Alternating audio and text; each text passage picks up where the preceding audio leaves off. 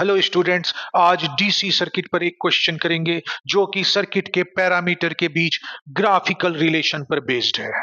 तो बोर्ड पर मैंने एक क्लोज डीसी सर्किट ड्रॉ किया है। सर्किट में एक सेल है जिसका ईएमएफ ई है और उसका इंटरनल रेजिस्टेंस स्मॉल आर से दिखाया गया है। सर्किट में एक वेरिएबल एक्सटर्नल रेजिस्टेंस आर लगा हुआ है। ए बी सेल का टर्मिनल है और इसके बीच पोटेंशियल डिफरेंस सेल का टर्मिनल वोल्टेज होगा, जबकि सर्किट में करंट आई फ्लो हो रहा है।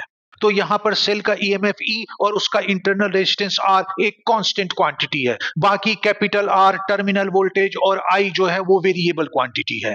अब तुम्हें इस सर्किट के लिए टर्मिनल वोल्टेज और आई के बीच ग्राफ ड्रॉ करना है। तो इसका ग्राफ ड्रॉ करने के लिए हम डीसी सर्किट का ये इक्वेशन यूज करते हैं। Terminal voltage equal to cell का EMF minus I into small R. इस इक्वेशन में ई और स्मॉल आर कांस्टेंट क्वांटिटी है, जबकि टर्मिनल वोल्टेज और आई वेरिएबल क्वांटिटी है जो लीनियर वेरिएबल है। तो इस तरह से ये इक्वेशन दो वेरिएबल का लीनियर इक्वेशन हुआ।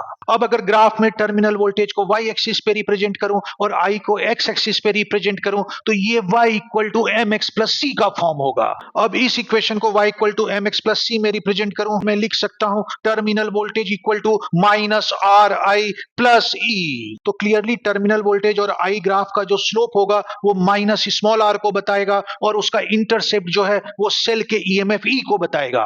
तो ग्राफ ड्रॉ करने के लिए मुझे 2 पॉइंट चाहिए। तो जब सर्किट में करंट जीरो होगा तो उस समय टर्मिनल वोल्टेज की वैल्यू सेल के ईएमएफ ई की इक्वल होगी, और ये कंडीशन तब आएगा जब एक्सटर्नल रेजिस्टेंस इनफाइनाइट हो, मतलब सर्किट ब्रेक हो, और इस कंडीशन को हम कहते हैं ओपन सर्किट। और जब टर्मिनल वोल्टेज जीरो होगा तो यहां से सॉल्व करने पे करंट की वैल्यू आएगी ई अपॉन स्मॉल आर, और ये कंडीशन तब आएगा जब एक्सटर्नल रेजिस्टेंस जीरो हो, मतलब यहां पे कनेक्टिंग वायर लगा हो, और इस केस को हम कहते हैं शॉर्ट सर्किट। क्योंकि अगर यहां पे कनेक्टिंग वायर लग जाएगा तो ए और बी का पोटेंशियल सेम हो जाएगा, इसलिए ए और बी के बीच पोटेंशियल डिफरेंस जीरो होगा और टर्मिनल वोल्टेज जीरो हो जाएगा। अब मैंने ग्राफ पे दोनों पॉइंट प्लॉट कर दिए। ये पॉइंट जब करंट जीरो है और टर्मिनल वोल्टेज ईएमएफ के इक्वल है, ये पॉइंट जब टर्मिनल वोल्टेज जीरो है और करंट ई बाई आर के इक्वल है। तो इन दोनों पॉइंट को मिलाने वाला स्ट्रेट लाइन इस इक्वेशन को रिप्रेजेंट करेगा, मतलब वी टर्मिनल और आई के बीच जो ग्राफ होगा वो ये स्ट्रेट लाइन होगा, और इस ग्राफ का जो स्लोप है वो निगेटिव होगा और वो माइनस आर को रिप्रेजेंट करेगा, जबकि वाई इंटरसेप्ट जो है वो सेल के